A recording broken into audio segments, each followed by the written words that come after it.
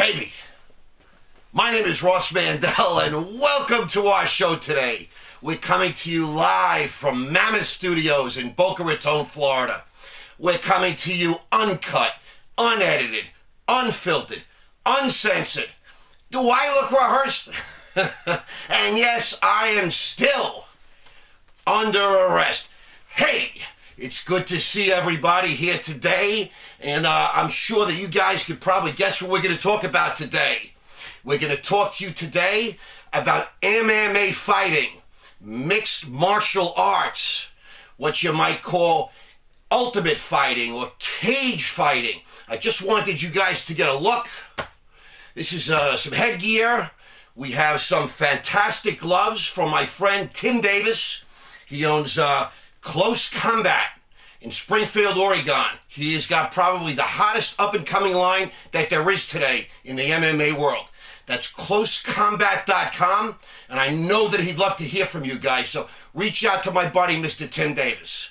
Now, I just wanted you guys, to get a look and see what happens, so you can understand how a 53-year-old former executive, former stockbroker, can spar around and hang out with the big boys. We get punched and we punch and all that kind of good stuff.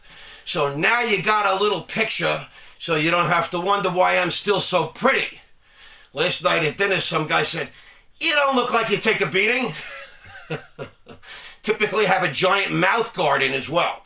So let me just say, hey, wow, it's hot in here. We usually don't fight under these big bright lights.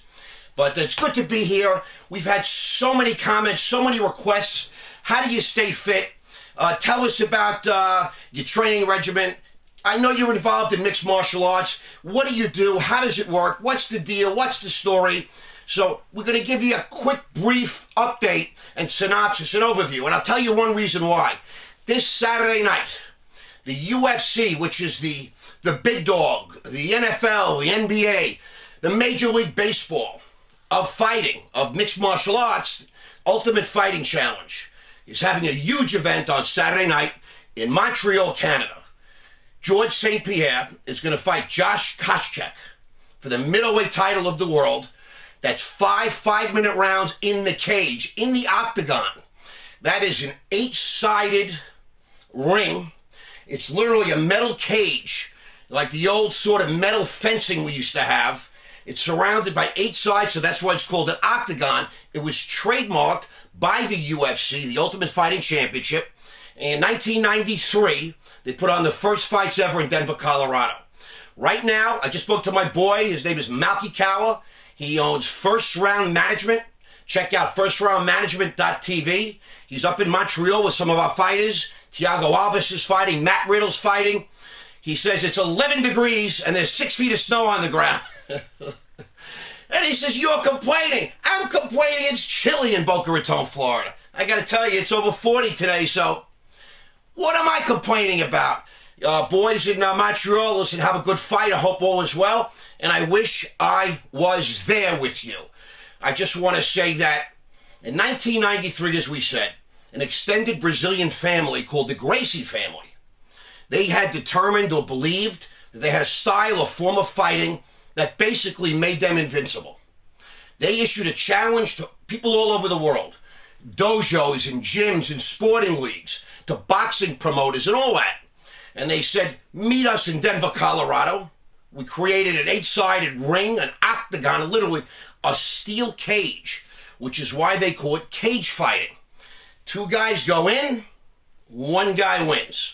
It's a very easy concept to understand, and it's the sort of question that throughout history, society after society has wanted to know, who's the toughest guy in the tribe? Who is the most man? It's the David versus Goliath bit. It was, you're talking going back to ancient Greece and Carthage and Rome, way back when we lived in caves before we recorded history. Who was the toughest guy, in the tribe, in the neighborhood, in the city, in the country, in the county, this side of the river, that side of the mountain?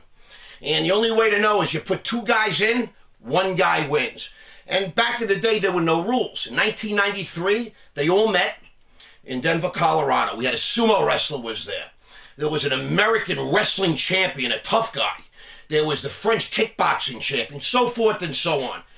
You had the toughest collection of misfits, fighters, martial artists, club guys in the world. And the big prize was like $50,000 to the winner, which in 1993 was like, $500,000 today.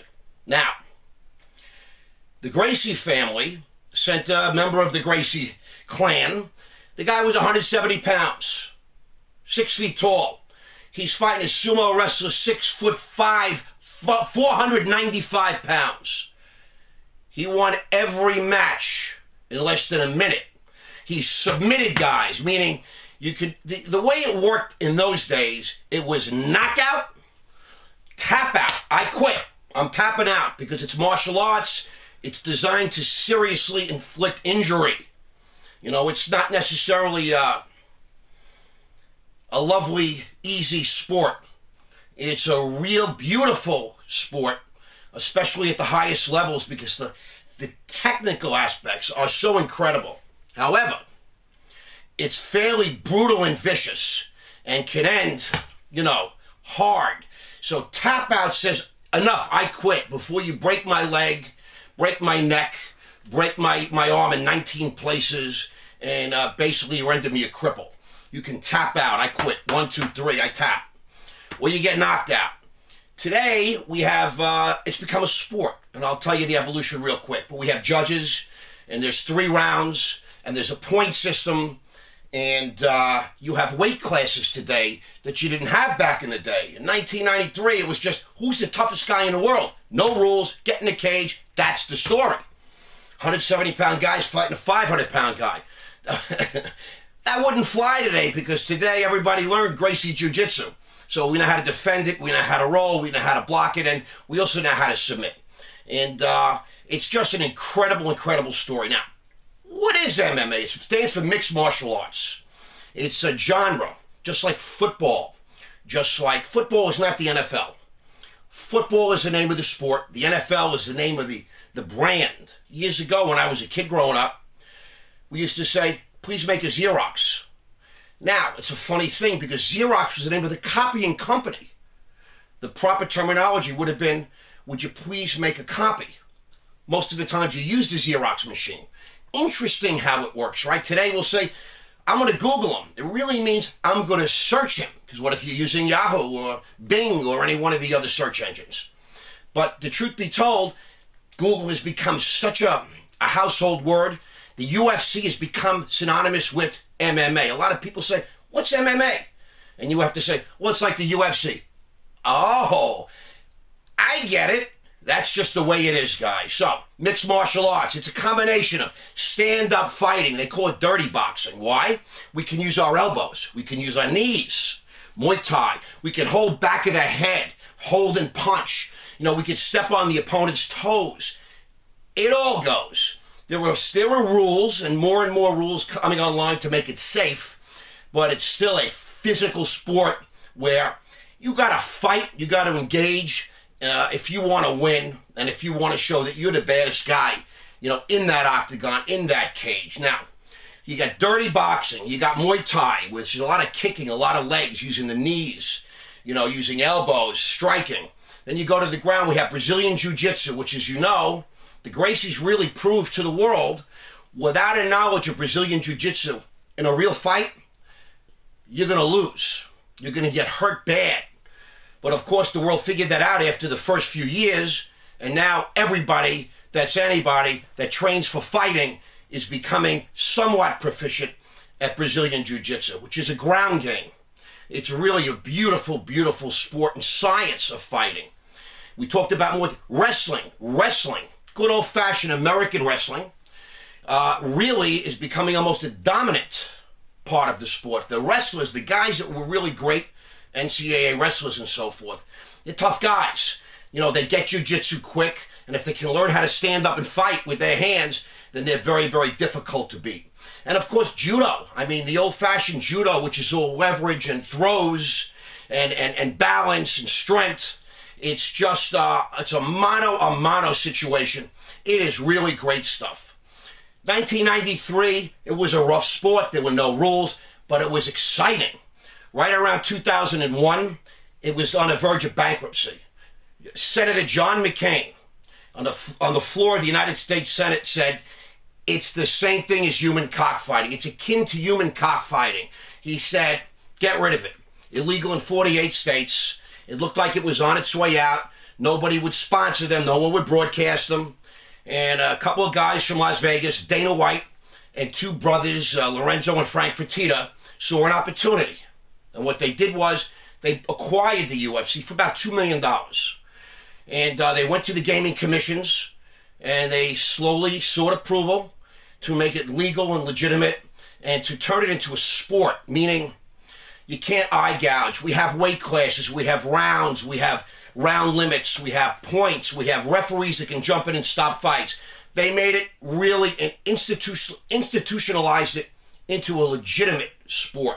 And it's an exciting sport today. And truly, if you can get into that cage, let me just say you're already a winner, because you better not get in that cage unless you're really fit and unless you're really trained. Now, a lot of people, they say to me, dude, you look great. What the hell? You know, I could say I work in a rock quarry. I'm sure there are people in the government that would be happy to accommodate me. But the truth is, when I left Wall Street and came down to Florida, I started training. I started training in boxing, morning, noon, and night. And we went back to wrestling. I used to wrestle in high school, and I had a background in that sort of thing. And I met a fantastic guy. He was a UFC fighter. He's a multi-layer black belt, multi-level top black belt in Brazilian Jiu-Jitsu. I trained a lot with him, and today I train with a lot of the UFC fighters and so forth. And it's just changed me. I mean, it changes your body. You lose weight. You gain muscle. You really develop because you're really utilizing your muscle. It's what I call functional training. It's not just a bunch of bench pressing and curling and all that kind of stuff. You know, you're using your muscles, you're grappling and you're straining, and it's just fantastic. Ladies and gentlemen out there, you ought to give it a try. If you have children, you should sign them up and bring them to the local MMA gym. It is spiritual, it is healthy, it's respectful. Guys walk into the cage and they bow. They bow when they walk in. They're not thuggy because they've learned by taking various martial arts about respect, about humility, and a lot of the good things in this world. And it's different than boxing and various other sports that are like a little thuggy and immature. This is a serious, serious sport for serious people, and it requires serious training. And I'm going to tell you, the results are serious. I'm 53, and you know what? I can handle myself. Definitely with the geriatric crowd. I just want to say, my name is Ross Mandell. That's SSL. I have a website. That's rossmandell.com. I'm on Facebook. That's Ross Mandell. You better hurry because it's going wild there. It's like a pinball machine. And of course, I have my personal email, which is ross@rossmandell.com. I would love to hear from you guys. It would be a privilege to get your feeling on everything. I want to thank you all so much for your time today, and I want you all to consider training and have a great day. Take care.